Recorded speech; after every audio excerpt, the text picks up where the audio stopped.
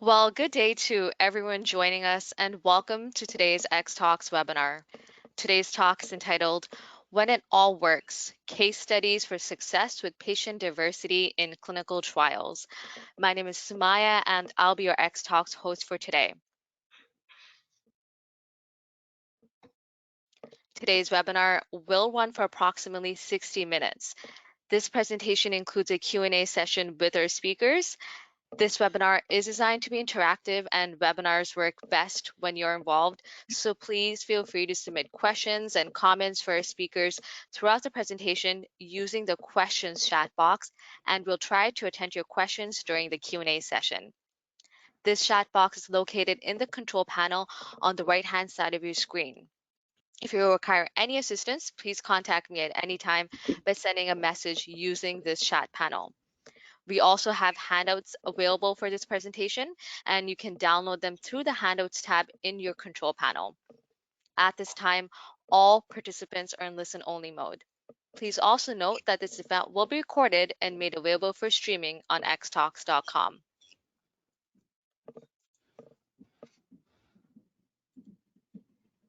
At this point, I'd like to thank Syneos Health, who developed the content for this presentation. Syneos Health is the only fully integrated biopharmaceutical solutions organization, including a contract research organization and contract commercial organization. Together, they share insights, use the latest technologies, and apply advanced business practices to speed customers' delivery of important therapies to patients.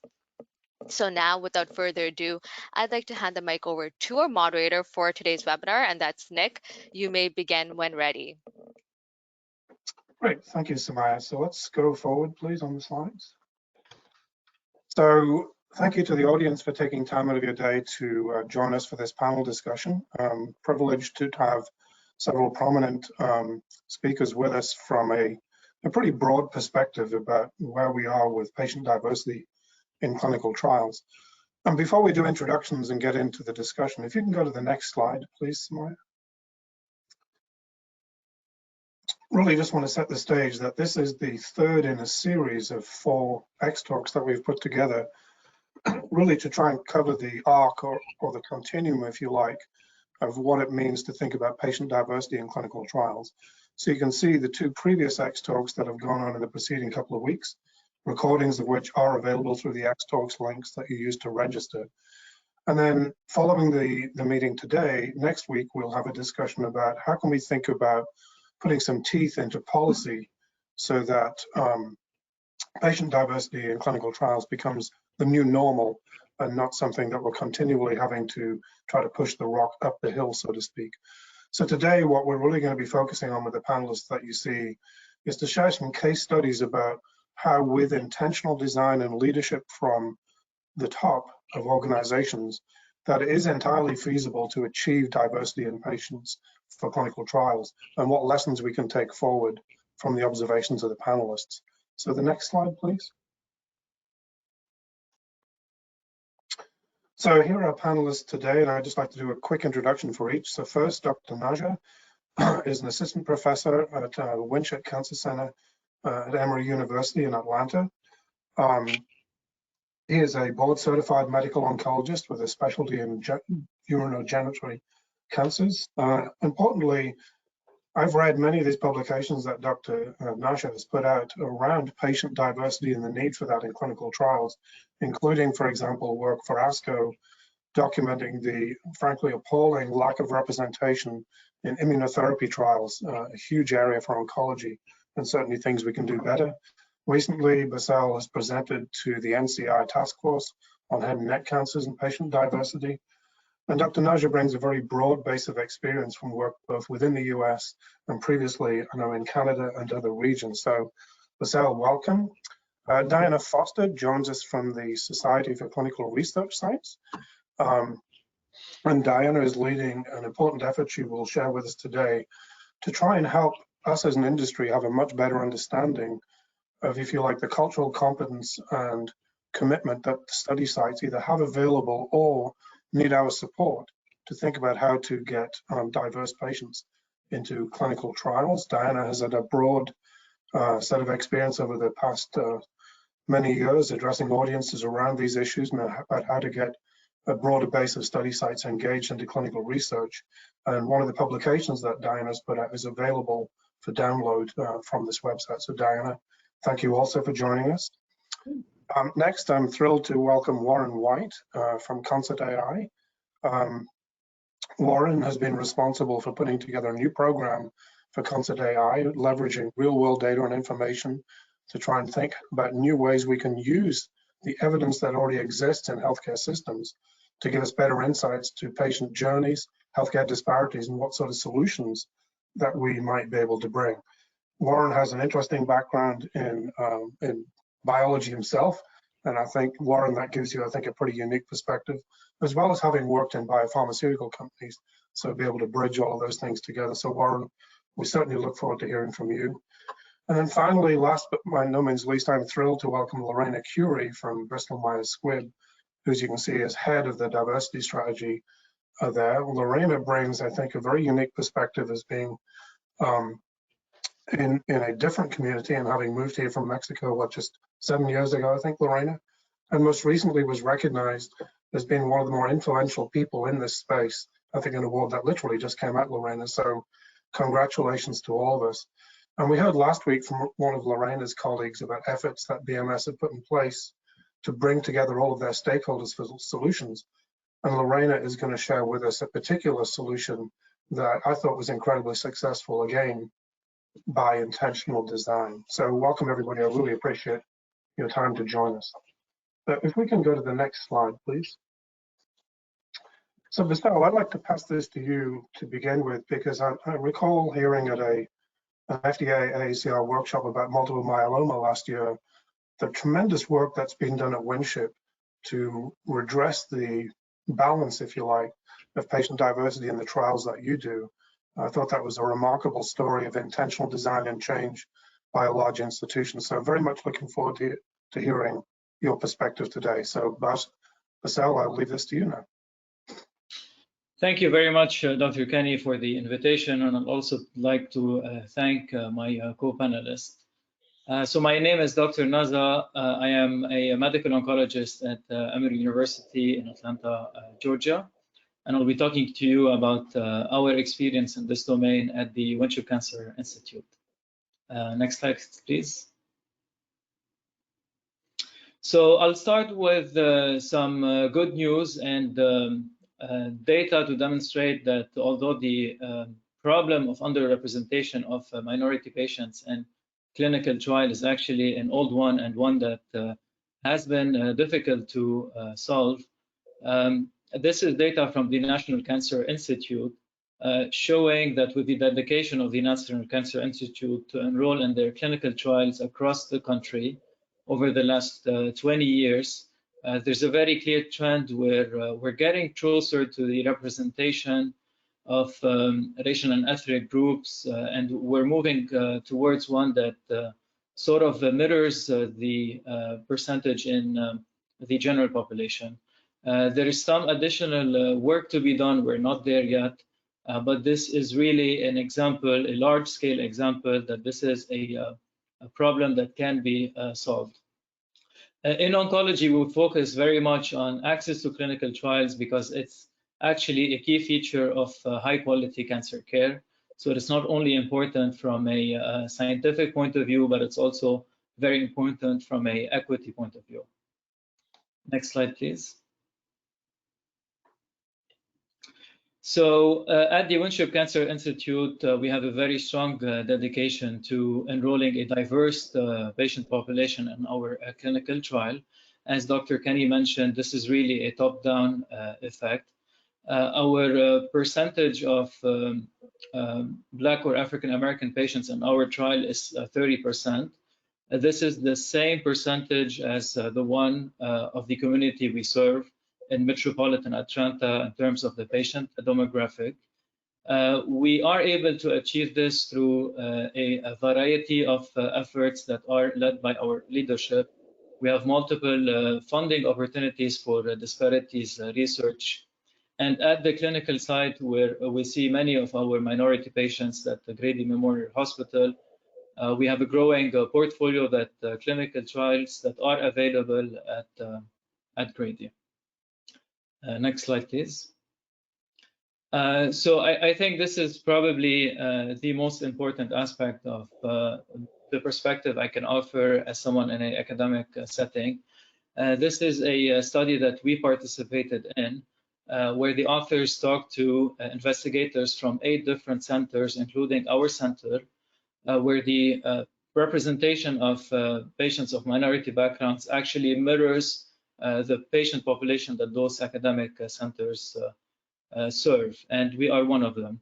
By talking to a large number of investigators, there were 4 themes that kept coming up. Those are the commitment of leadership, the presence of training for investigators like myself, and the presence of mentoring processes that start early on and that are long-term. The engagement of the community is one of the critical aspects, and the engagement of patients is also one of the critical aspects. So the next slide, if we can move, please, to the next one. These are examples that are specific to our center in terms of how we were able to achieve this. So in terms of leadership commitment, our leadership has regular reviews of how many patients we are accruing across our different clinical trials, and what is the ethnic and racial background of each group in those trials. And based on this data, we have action plans that we come up with in terms to keep things in balance. We also make this data available so that our community has trust in our dedication to this topic. When it comes to the work we do for our investigators, the center is committed to recruiting investigators from a diverse background so that patients see themselves in the healthcare workforce. One of the most important things we do is that we engage our social workers early on in the process of informing patients about the clinical trials that we have available.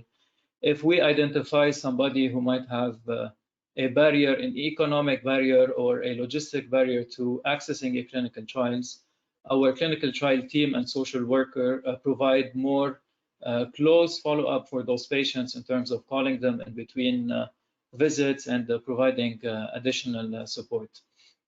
Because we know there's a history of distrust that might limit access to clinical care, we limit our discussion as healthcare providers to setting up all the options or setting down all the options that the patient would have.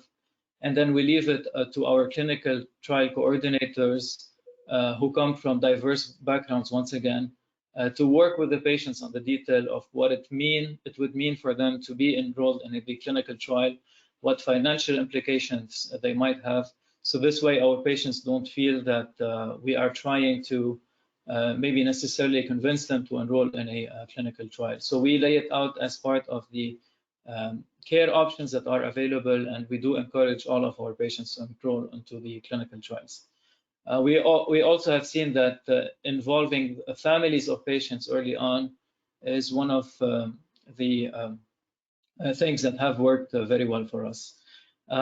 So for this work that I mentioned from different US centers of excellence, you would have access to this publication in the meeting handouts.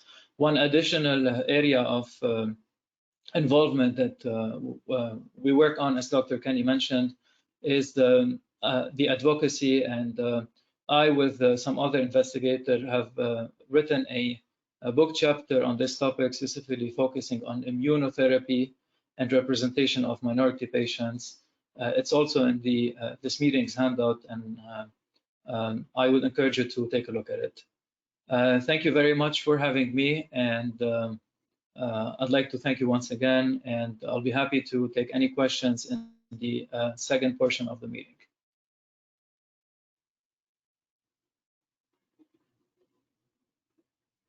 Great, thank you, Basel. I think just before we move on to Diana, I think I want to pick up on a few threads that you mentioned that I think are important for our audience to reflect on. I think first you mentioned right up front the work that has come out of NCI NCORP.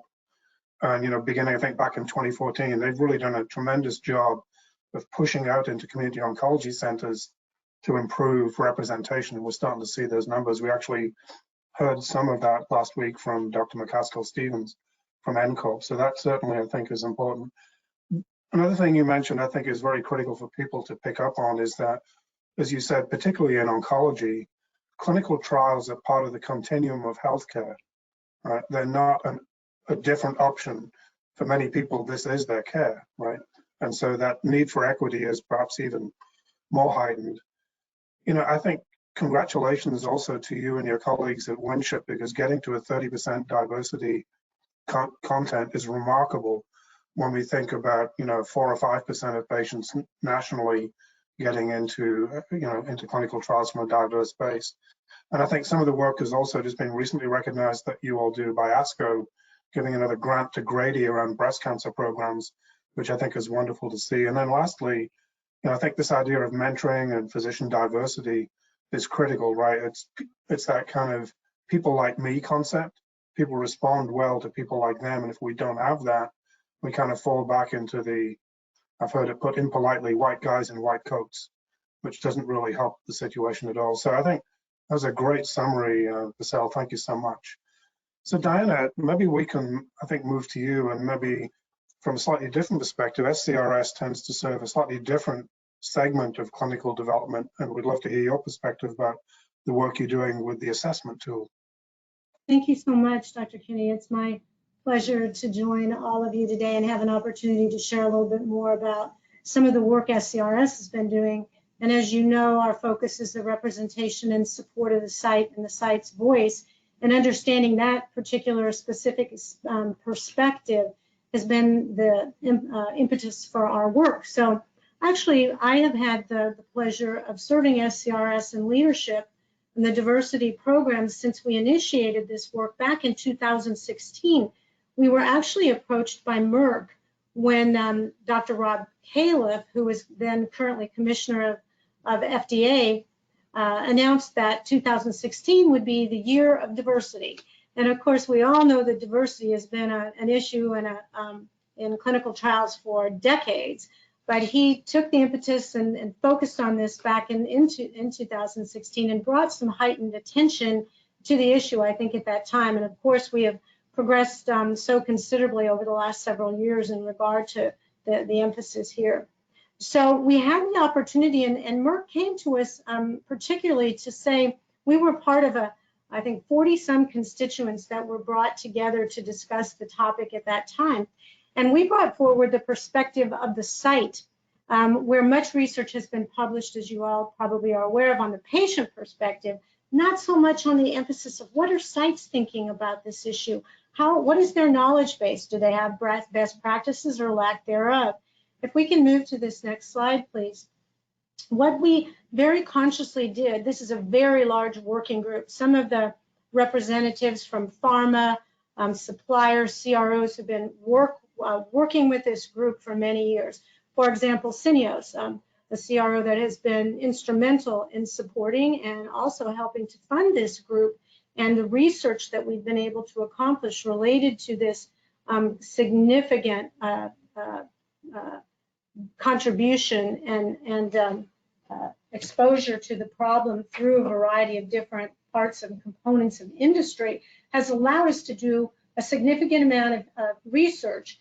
And to date, we have published 4 scientific papers that were determined originally by this group. The determination was made that forming a toolkit or some sort of a support for sites in this area that we really weren't fully conscious of what sites needed was important, that we put the emphasis on understanding that perspective better. So we very consciously set out on a process to develop content expertise and to develop a thread where we were able to get to the point just recently in October of last year where we published an article supporting the reliability and validity of the diversity site assessment paper. This tool was published and is now currently available to industry.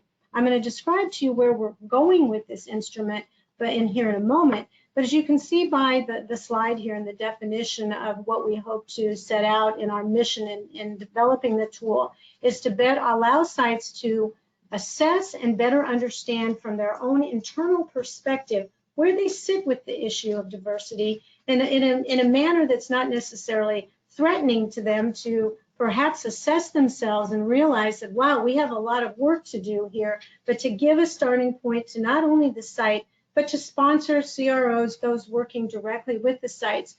You'll see on your right the title page of the article, which is available in the journal listed here, as well as on the SCRS website.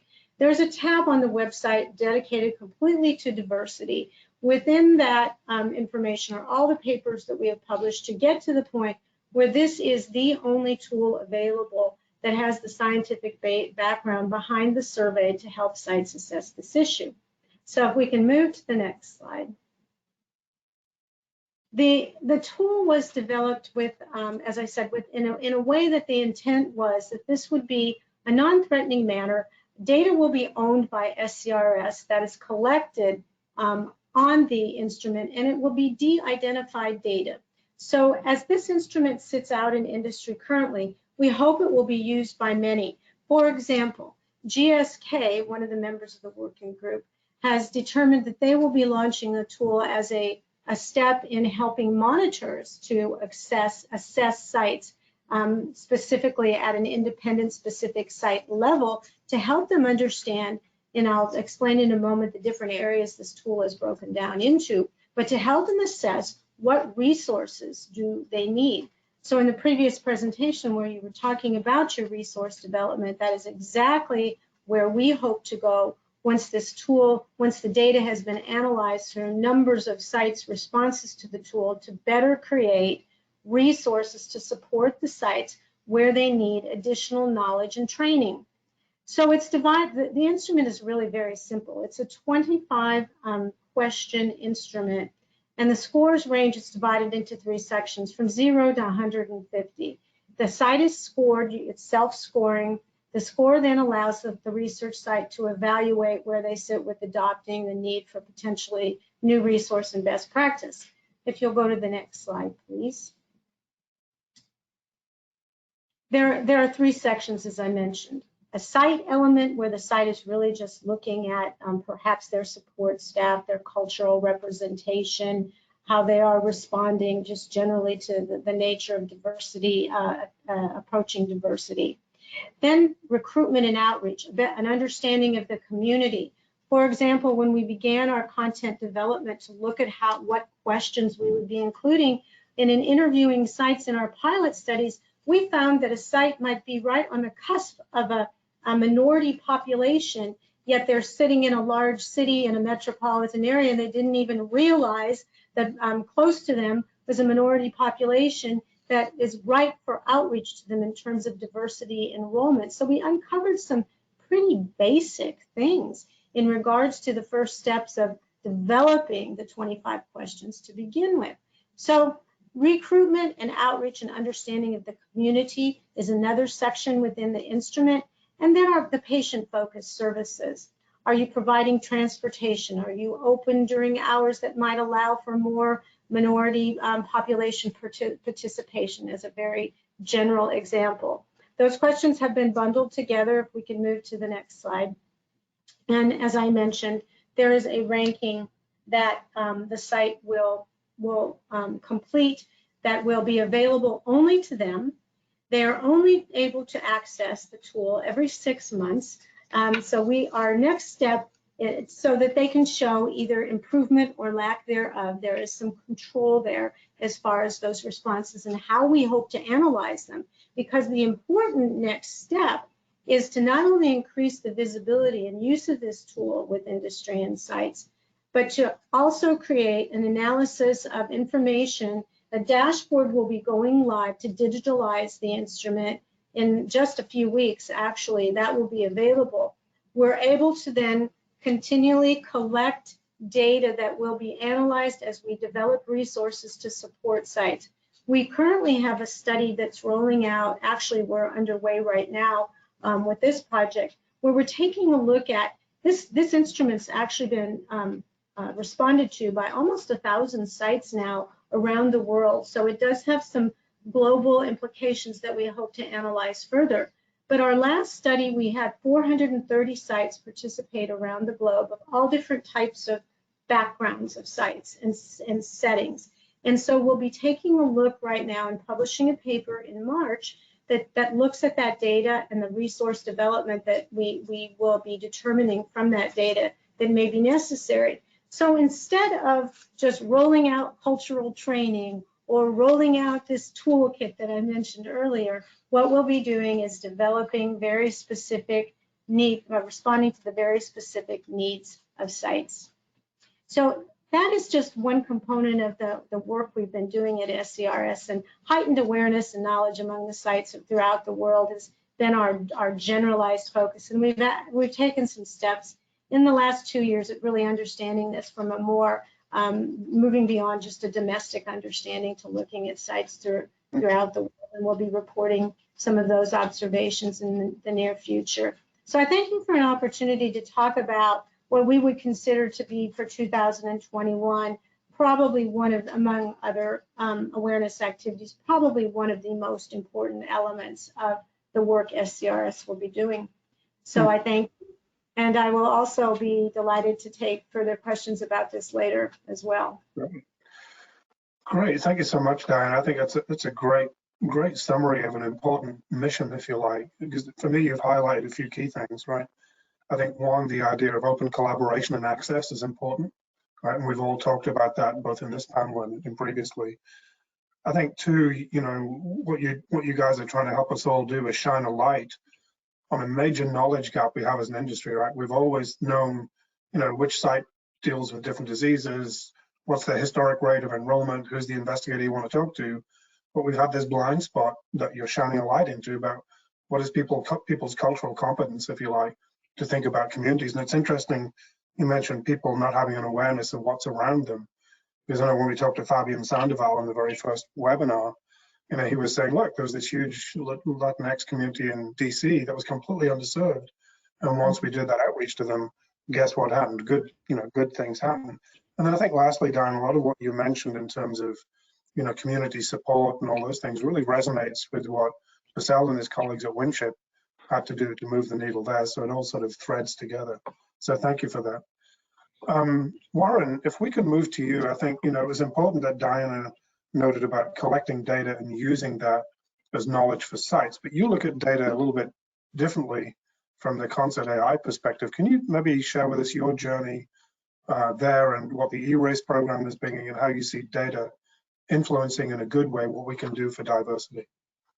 Yeah, sure. And I would like to think that the work that I do is not very different from the work that Diane and Basel do, because it's very complementary. And you know, I am grateful to be a part of this panel today and to talk about a systemic problem that you see permeates throughout the entire cancer care continuum. The health disparities doesn't just rest at screening and prevention. It doesn't rest at just clinical trial enrollment and investigation of therapies to achieve outcomes for all patients. And it doesn't rest at treatment utilization.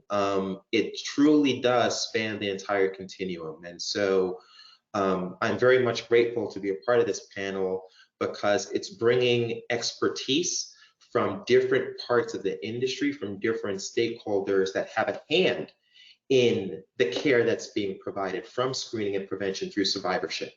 And so the solutions that we think about developing, and in some cases have already been developed, must require multi-stakeholder engagement, must be truly interdisciplinary in terms of its development and its implementation, because that's what it'll take to be successful.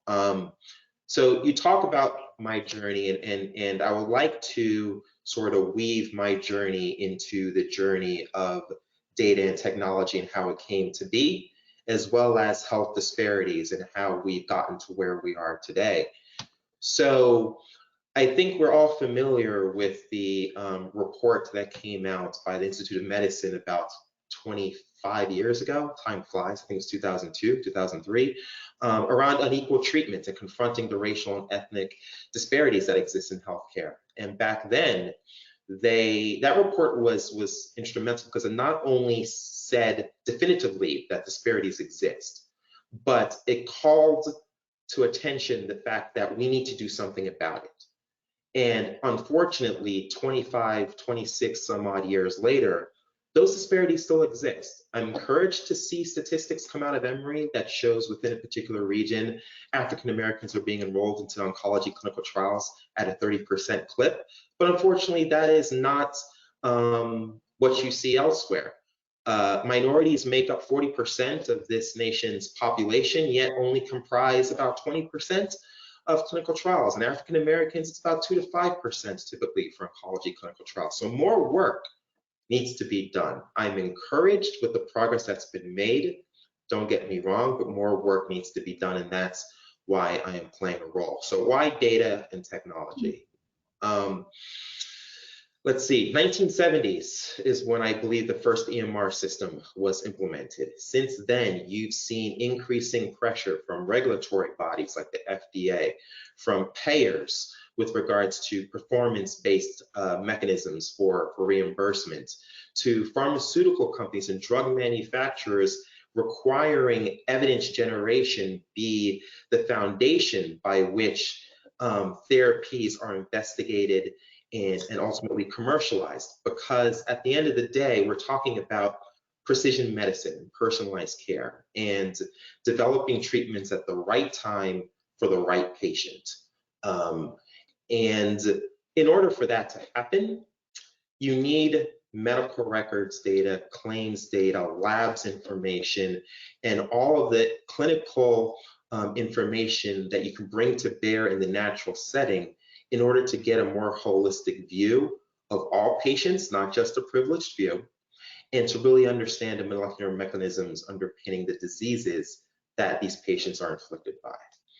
And so in 2021, I'm proud to stand up a program that's relying on data and technology that is connecting multiple parties together to try and develop novel 21st century solutions to tackle an age-old problem.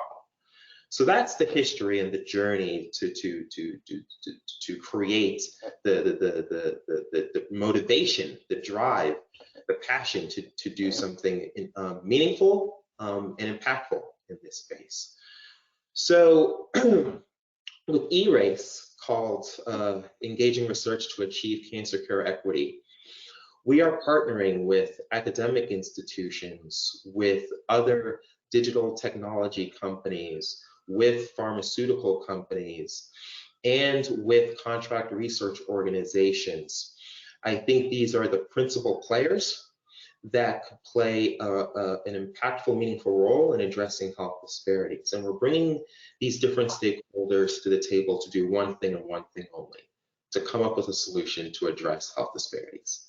Now, that solution is not going to be a single point solution. It's not going to be a silver bullet. That's why we are bringing multiple stakeholders together, because that solution must be multifaceted and it must touch on different aspects of the spectrum of the cancer care continuum and be tailored and work in such a way that it is specifically addressing the disparity that's characterized within that step of the cancer care continuum. So let me get out of the 10,000-foot level description and try and bring to life something more tangible and real so that we could sort of wrap our minds and our heads around what I'm talking about. So over the last year, ERace was fortunate enough to work with this pharmaceutical company that identified a problem. What they saw with their clinical programs was that they were recruiting minorities far below the incidence, the prevalence, and the mortality rates of the disease for which they were investigating therapies to achieve equitable outcomes. So that's a problem. How can you expect a therapy to work for all patients if the participants that are being reflected in the trials that you're investigating these innovative therapies that are supposed to do wonders are not fully reflected? So take multiple myeloma, really good example. 2021, I believe there's going to be 145,000 people with multiple myeloma. About 30,000 patients will be diagnosed with multiple myeloma this year. However, African Americans are twice as likely to be diagnosed and twice as likely to die from the disease. My mother passed away from multiple myeloma. So this pharmaceutical company that's developing therapies to address multiple myeloma has a problem in the case that African Americans are underrepresented in a trial for which they are more likely to be diagnosed and die from. So they came to us wanting to use data and technology to solve this problem. So how does data and technology play a role?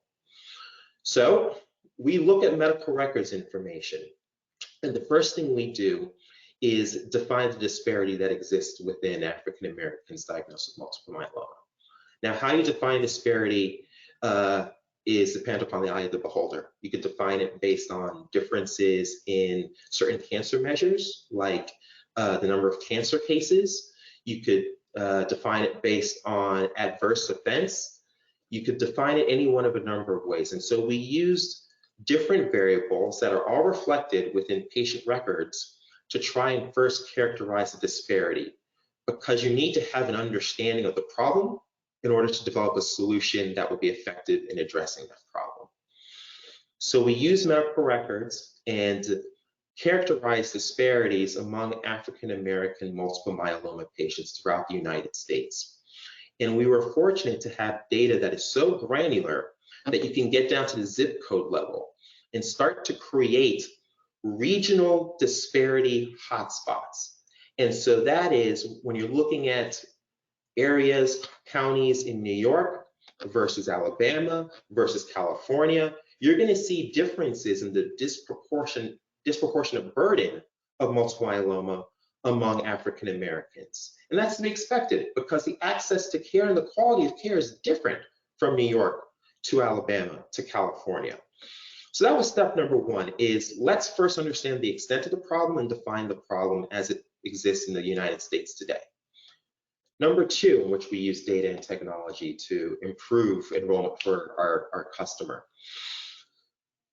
Our customer has a number of clinical sites in which the clinical trial is being conducted. But if you were to overlay the location of those clinical sites with where you see the greatest disparities, you're going to see a discordance. And so while in some areas you're having hospitals, academic medical centers, and other clinics be located in regions where you're seeing the greatest disproportionate burden in cancer, and clinical trial activity is being conducted within that region, there are several other places where you're not going to see a clinical trial site or even a clinic that has the proper infrastructure to support a clinical trial be conducted in a spot, in a community where you're having a great burden of cancer among African Americans.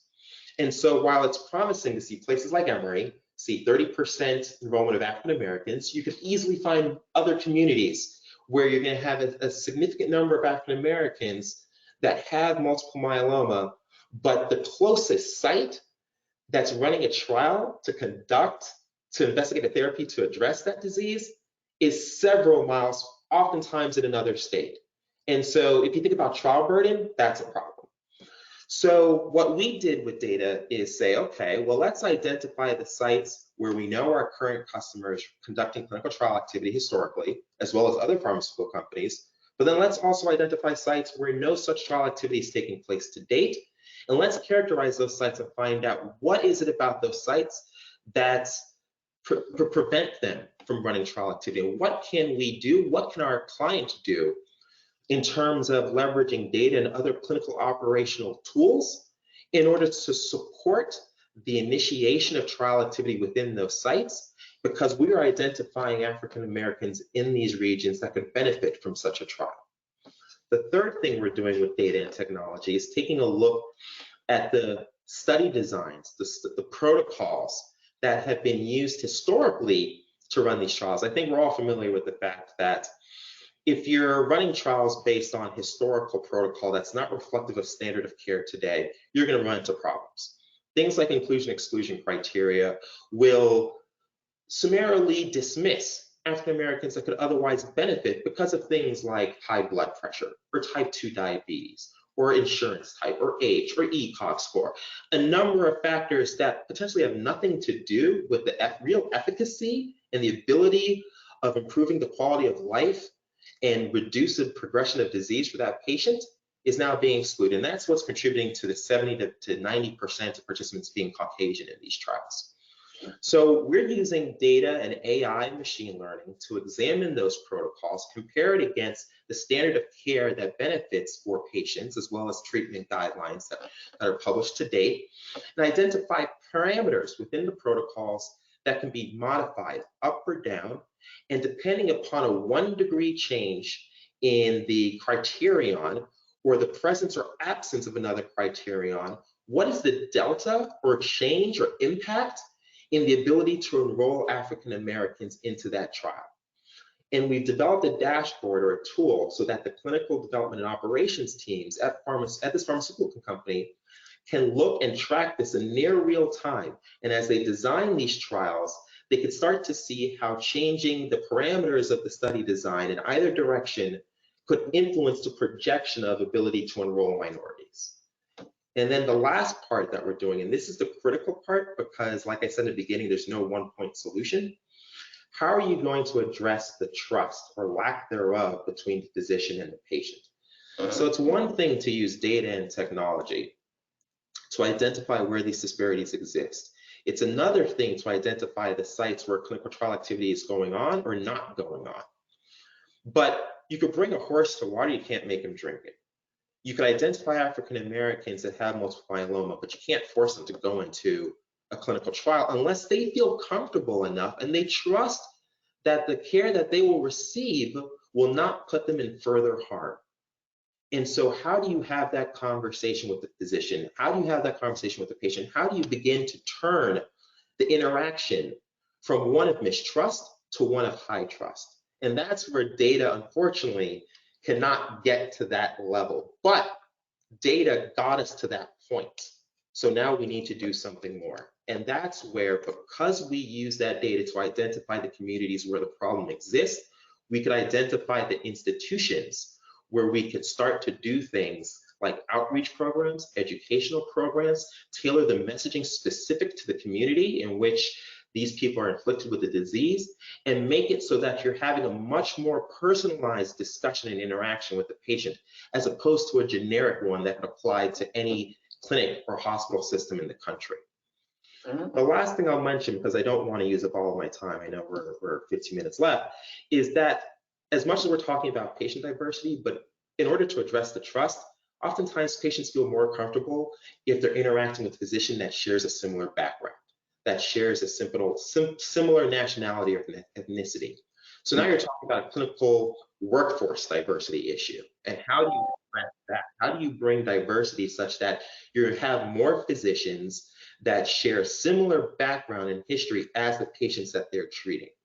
Now that is a longer term play, right? Because you're talking about trying to create the next generation of educators and medical practitioners and clinicians to be in the workforce. And so we're working with academic institutions in the same communities where we identify disparity and starting to create mentorship programs and start to encourage the next wave of cancer researchers to deploy not archaic tools, but 21st century tools. Get comfortable with medical records, get comfortable with AI, machine learning, coding, because we are entering a digital era, thanks in large part to the pandemic. It's now no longer a desire, it's now a requirement that we have to rely on digital technologies if we're going to succeed in this new world. And so we are working with academic institutions to start to build that into the curriculum, to start to encourage people to be more motivated, particularly minorities, more motivated about the sciences, more motivated about being a part of STEM programs and getting involved, because even though that's going to be a 20, 30-year long endeavor to finally see the difference, just look at 2002, 2003 with the Institute of Medicine burden, unequal burden among racial and ethnic groups. That's 25 years ago. If we had started then, we could have made a difference by now. So that's all I'll say about that topic. Thank you. No, Warren, thank you. It's a great tour de force you shared with us about bringing it all together. And you're right, we can't we can't afford to be blind to what data can tell us, right? I think we've heard that all through the panels, that data is going to drive us to the right decisions if we only know how to look at it and use it and act upon it, right? So I think that's a great summary. So Lorena, we've heard from each of the different components about use of data, interacting with study sites, how physicians such as Dr. Naja are bringing this all together. So I know you have a unique role at Bristol Myers Squibb, who have invested heavily, not just in the infrastructure that we heard about from Kathy last week, but in your unique role representing diversity. Could you roll this all up for us and give us your sense from that position, and maybe share with us an example of how you've brought that all together? Thank you, Nick. And I'll be certainly very happy to do so, because this kind of will integrate everything that has been shared today from, first of all, two of the most important stakeholders in the patient journey in a clinical trial, as medical experts and treating physicians and principal investigators, but also as sites, which are super important. And kudos to the amazing work that has been happening in both of these organization centers and collaboratives. But also it incorporates the data, which is very important. And that's why Warren's presentation is relevant to my topic. I will try to be brief because I want to leave some time for the entire panel Q&A. But as a head of diversity strategy, where clinical trial diversity is my full-time job, I will kind of share a little bit of what we have been doing and an example that speaks to why, when we are intentional about it and we fund it and we put all the information that relies on the design, the site selection, the investigators, the community outreach together, we can have some success. So if we can please move to the next slide. I will always say how happy and proud I am that we started working at BMS on this topic way before the pandemic kind of exposed to everyone how some diseases disproportionately affect more one minority or other. This initiative started around 2017, and what we have been trying to do is establish the strategic framework so all of our efforts follow the same objective of recruitment a population that is more reflective of the real world, and of course that is also aligned with the epidemiology of the disease. And the foundational approaches are not only based on the powerfully diverse and broadly inclusive culture that we have at the organization, but also because we're trying to make all this process driven, to make sure that this is not only like a trending topic or the flavor of the month, that this is sustainable. So even though my job still is a lot, like 90% of it internally facing, we're kind of changing things around to make sure that we thrive for permanence.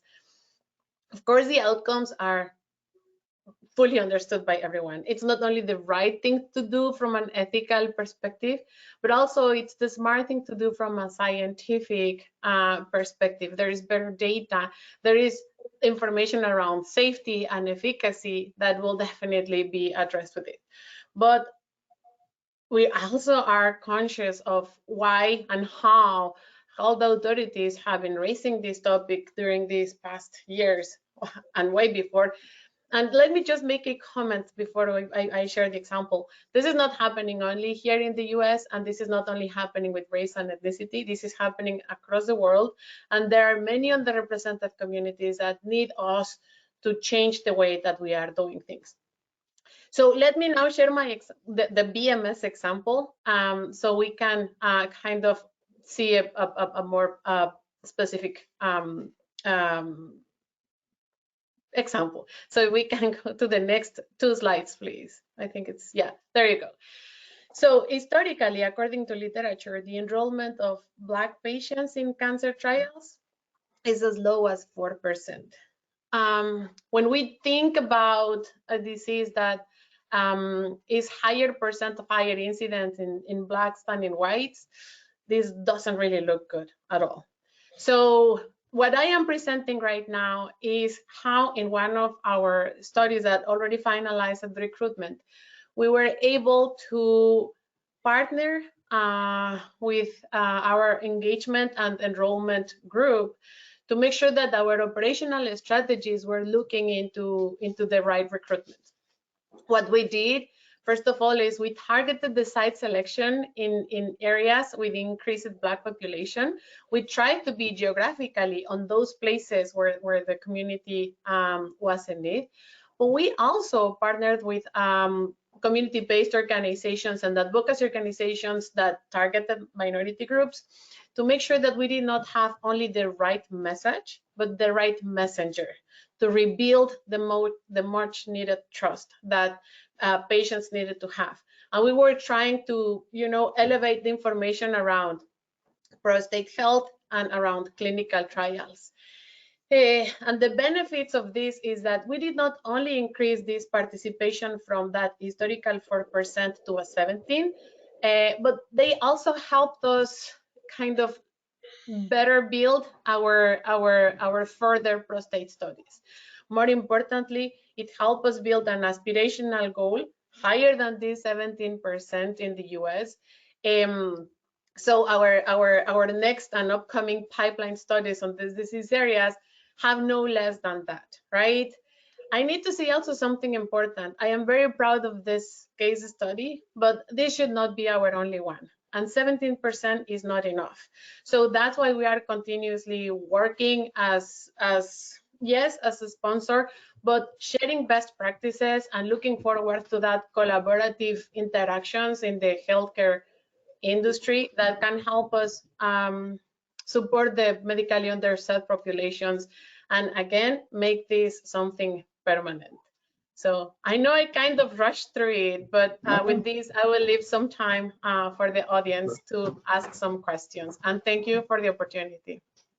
No, so Lorena, thank you so much for sharing that. I think you've touched on a number of, I think, critical topics that tie back to what we've heard from the other panelists. So working backwards through your comments, I'm really thrilled to hear you say that not only were you able to move the needle in terms of accrual of a more diverse patient base, but in doing that, you learned from the patients about how you might better design the next trials so that your representation isn't static, you continue to grow. And I must admit, I want to commend you and your colleagues at BMS because you've really done a lot of very sustainable community outreach. You're very visible in this world. And I know talking to Kathy and to your colleague Sharon Hanlon, that people need to understand this is not a one and done event that when you need to enroll a trial, you reach out to the community and then you're out. That's fatal. I think we've heard this from Basel in his presentation earlier, that you need to understand the community and have a sustainable engagement. And if you can't do that, you're actually going to make things worse. So I think that's an important point for people to hear. And I think, lastly, I just want to echo something that I think we've all said, that what we're talking about really here is the junction of science and ethics, right? As you said it well, Lorraine, it's not only the right thing to do from an equity perspective, but from a scientifically valid perspective, we have to do it. I think, one of Basel's publications points out in the immunotherapy world how poor the representation there is. So I think that's a really excellent summary, Lorena. Thank you. Basel, I might bring this back to you for sort of a lead-off question. As you look at new trials coming to your organization, how do you think about trying to look at them through the lens of diversity? And if there's not an appropriate plan, say from a pharmaceutical sponsor, how do you engage in that dialogue to maybe educate them a little bit? Sure. So one of the, thank you for the great question, Dr. Kenny. One of the main things we look at is our ability to open at the different clinical sites. We're located in Atlanta and we have multiple clinical sites, and we believe that cancer patients should be getting treatment closer to home. So that's why we have multiple sites. If we look at our phase 3 trials, we pick ones where we would be able to open and enroll at our multiple sites. This doesn't necessarily apply to our phase 1 program that is located only at our main sites.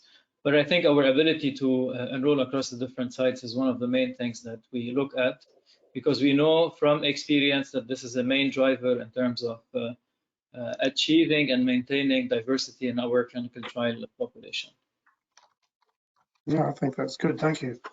Diana, question coming in here, I think for you that, how well known do you think, I know you mentioned you've already got 1,000 study sites that you've been able to work with the DSAT tool, but in terms of industry, do you feel like you're getting the visibility that you need to get broader adoption and people to use it, or the things that we as a community, including the audience, could do to help you to spread that message? Thank you for that question. It's an important issue for us now that the work has been done. How do we disseminate and distribute and heighten awareness of this, the opportunity to use this tool? And that is critical. And that is not something that SCRS can do alone. So, to come back to some points Lorena made, the world is watching. We've been passionate at SCRS and many of us in industry about this topic for many years, and now the world is watching. So 4 years of work just happened to be, I guess, serendipitous that we've gotten to the point that we've been able to achieve the publication and validation of this instrument. Now, what are we able to do with it? It's going to take, I think, a tremendous amount of initiative and collaboration. We're currently collaborating with organizations like the DIA, Citi, Syscript, many other sponsor companies and CROs that we hope will come on board and help us with this, and to develop next steps to do so is going to take quite a bit of initiative. So opportunities like today to be able to talk about this work are critical, and the planning around further exposure is going to be quite important to us. Yeah, Diana, I want to pick up on that. You mentioned Citi and C-Script, and obviously there's the good work from the folks at MRCT as well. And I think it is incumbent upon all of us to tie those things together and not sort of go off independently, because together we can do so much more. So I'm very happy to hear that. Lorena, a question coming in for you. You mentioned in your presentation about culturally appropriate materials. Can you maybe give the audience a bit more of a sense of what that means in terms of how you're putting those things out into the community to engage patients? Sure, absolutely. And thank you for the question. I would say that it's not only about how a recruitment material would look like, and it's not only about the color of the skin. It is also about the words that we say. And in this case specifically, we've partnered with our internal PBRGs, our affinity groups, and we've created a committee.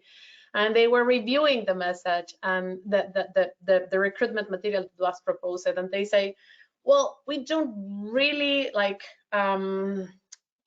visualize ourselves like in that type of image. It was a man in a kayak, by the way. They said, put us somewhere differently. And they said also, if castration is in your front page, you will lose half of the Black audience in your material. So say something different and make sure that yeah, it is more inclusive. So it's culturally appropriate, it's being sensitive, and we're always trying to be inclusive, but sometimes we commit mistakes, and it's a way of keeping ourselves honest by reaching out to those who really know. Right. I think that's a great point, Lorena, because it comes back to the people like me thing, right? And I think the other thing it reminds me, and this is a thread we've heard, I think, from you guys today and from the previous panels as well. Historically as an industry, we've tried to educate patients about why they should do trial. And the dynamic at the moment, frankly, I think, is we need to listen to patients, but why can't they or won't they get into a trial? What do we need to do differently as an industry? And that to me is, I think, Warren, you mentioned this in your presentation as well. That's something we really need to take on board. Warren, maybe one last quick question, if we can sneak under the wire here for you. You mentioned earlier about inclusion exclusion criteria and using data to inform those. I think we've all seen examples where people have designed studies either by committee or by cut and paste, because we always did it that way. What have you seen for the ability to change those IE measures in line with the FDA guidance? How big a difference can you make if you do that thoughtfully? You can make a large difference. And that's why we are encouraging drug manufacturers and research organizations to rethink the questions that are being asked, the research questions, and redesign the clinical trials that are more reflective of the standard of care that's being provided in the real world setting, as opposed to the heavy reliance on the standard or historical protocols that have been created today. And so it does require taking a closer examination of things like inclusion exclusion criteria and investigate, well, what effect that has on the ability to recruit.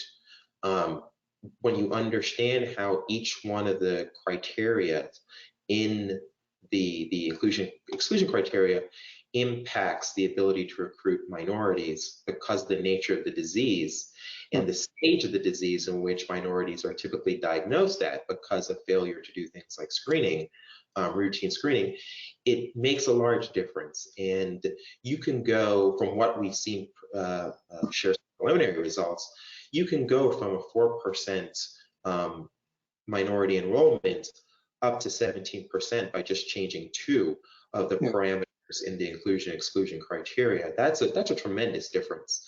Not getting the 30% number that I saw from Basil at Emory, but that's just taking something like inclusion exclusion criteria and rethinking it and repurposing it so that, yes, you may be losing something with regards to the endpoints that you're investigating, but maybe that's not the right research question that you should be asking given the nature of the disease and the population that you're trying to treat.